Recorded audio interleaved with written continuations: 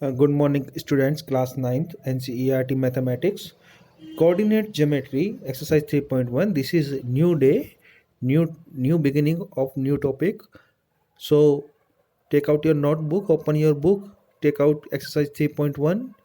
Now your online class is going to be started. So be seated properly, be in discipline. Okay. I hope you have completed your homework of last exercise, that is exercise 2 polynomial. Uh, we had completed it in the last class, so your homework should be complete. If you are not done, then do it now. So we are going to start today's class. The first question of exercise 3.1 is now on your screen.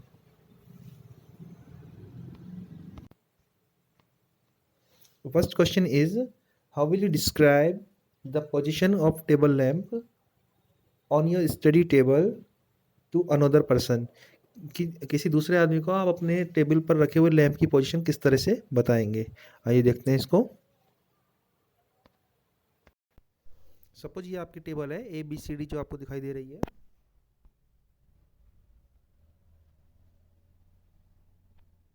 ये ABCD table है। Okay, तो हमने हमारा table lamp यहाँ रखा हुआ है।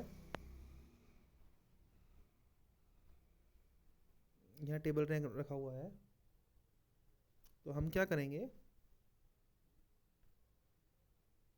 कि जो इस टेबल की एज है DC,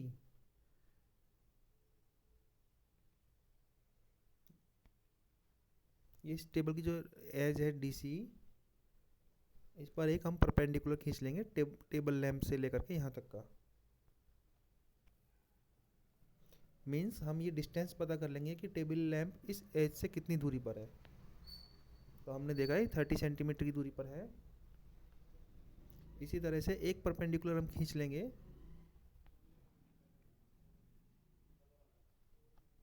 टेबल लैंप से उसकी टेबल की दूसरी एज AD तक का। तो यानी कि हमने ये पता कर लिया कि ये टेबल लैंप AD से 20 सेंटीमीटर दूर है। ओके, तो हमारी जो इसकी पोजीशन है वो हो गई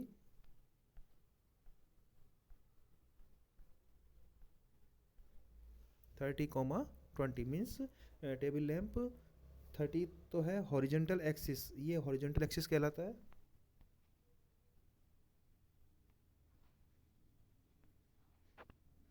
और ये वर्टिकल एक्सिस। तो हॉरिजेंटल एक्सिस से 30 सेंटीमीटर की दूरी पर है और वर्टिकल एक्सिस से 20 सेंटीमीटर की दूरी पर है।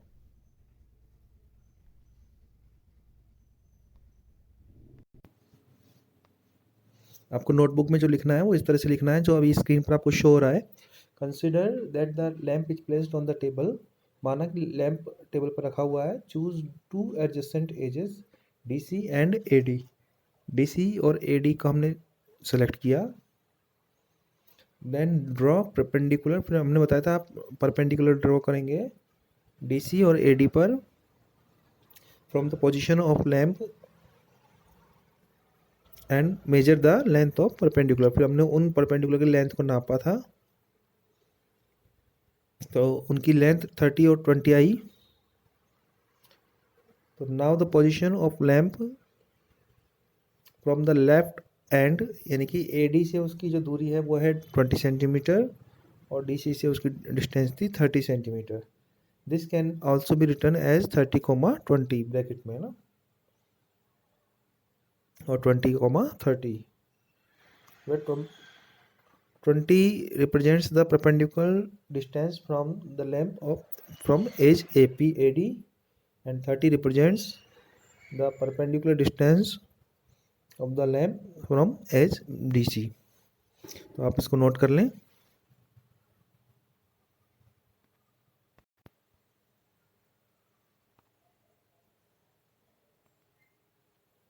ये डिस्टेंस तो 20 है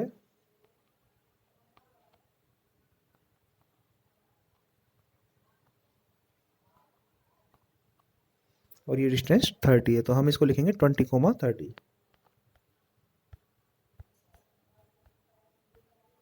हॉरिजेंटल एक्सिस का पहले लिखा जाएगा ना। आइए देखते हैं next question.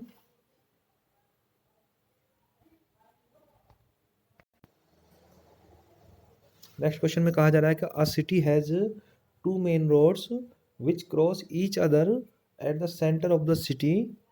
These two roads are along the north-south direction and east-west direction.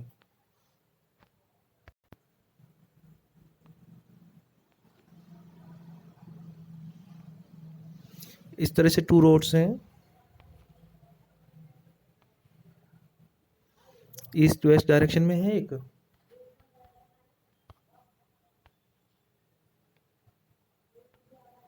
एक नॉर्थ साउथ डायरेक्शन में है, और दोनों एक दूसरे को क्रॉस करती हैं. तो इस तरह से टू रोड्स हैं ना. All the other streets of the city run parallel to these roads and are 200 metre apart. फिर जितनी भी स्ट्रीट्स हैं वो इनसे 200 मीटर की दूरी पर हैं और इनके पैरेलल में है.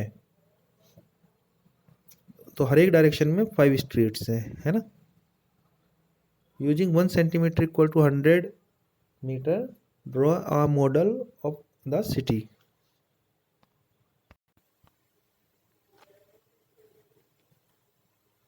इस तरह से टू रोड्स हैं.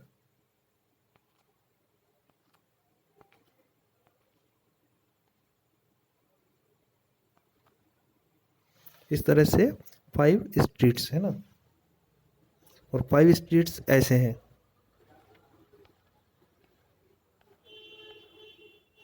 फाइव स्ट्रीट्स ऐसे हैं, ठीक है. तो ये तो हो गई स्ट्रीट 1.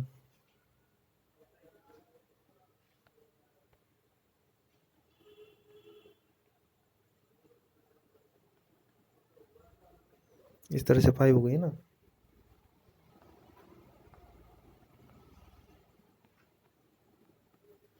और 5 ऐसे हैं, है ना, 5 स्ट्रीट्स ऐसे हैं.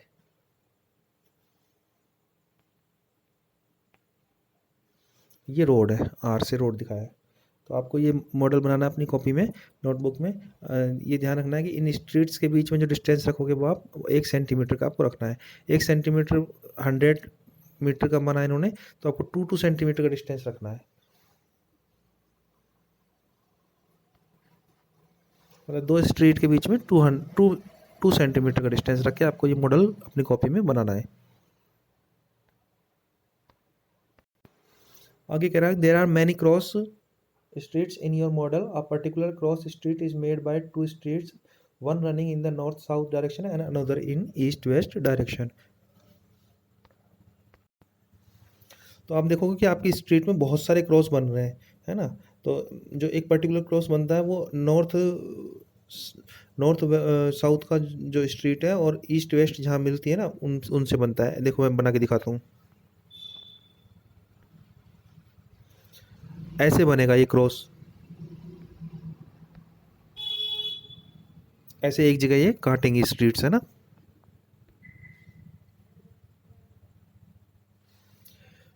तो हर एक स्ट्रीट का कोई ना कोई नंबर है, तो हम हर एक स्ट्रीट को पोजीशन को दिखा सकते हैं. तो देखिए कि जो अगर सेकंड स्ट्रीट है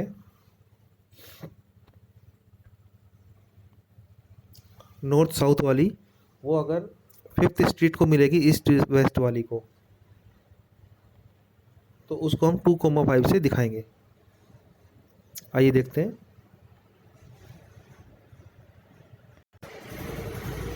ये देखिए इस तरह का मॉडल आपका बनेगा. सेकंड स्ट्रीट जो नॉर्थ साउथ वाली है वो ये है,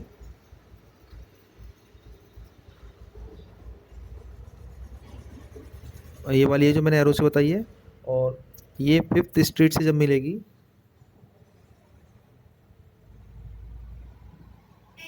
ये फिफ्थ स्ट्रीट है ईस्ट वेस्ट वाली.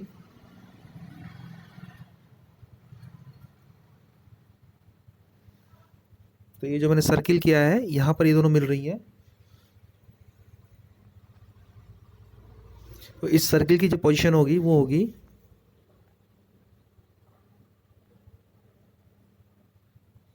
2,5. क्यों?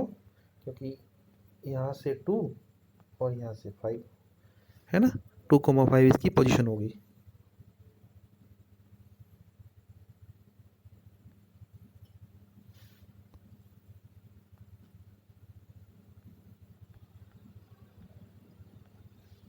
ये होगी 3,4, क्योंकि ये 3rd नंबर की स्ट्रीट है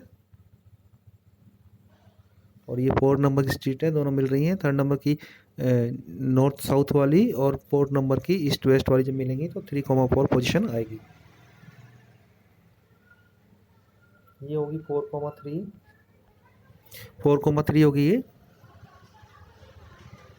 अच्छा, अब आप बताइए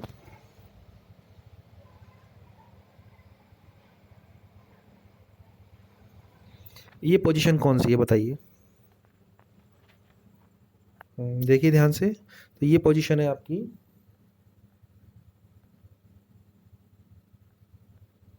4,1।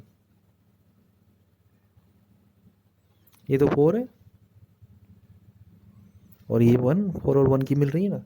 चलिए और देखते हैं।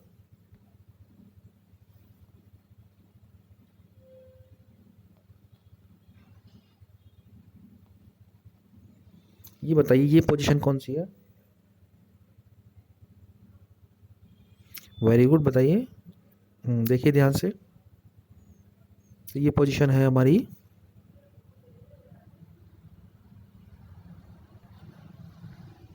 2,2।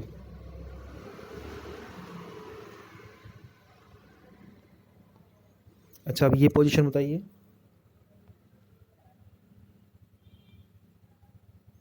ये पोजीशन क्या है, अपनी नोटबुक में लिख लीजिए क्या है ये। वीडियो को पॉज कर दीजिए यहीं पर ही और लिख लीजिए, मैं सही आंसर लिख रहा हूँ। तो ये पोजीशन है 5,5।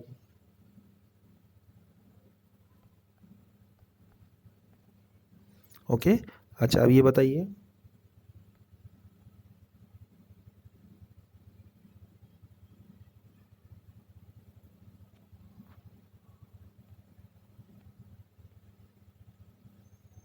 ये पोजीशन क्या है, बताइए। वीडियो को पॉज कर दीजिए, अपनी कॉपी में लिख लिए, लिखने के बाद मिलान करना।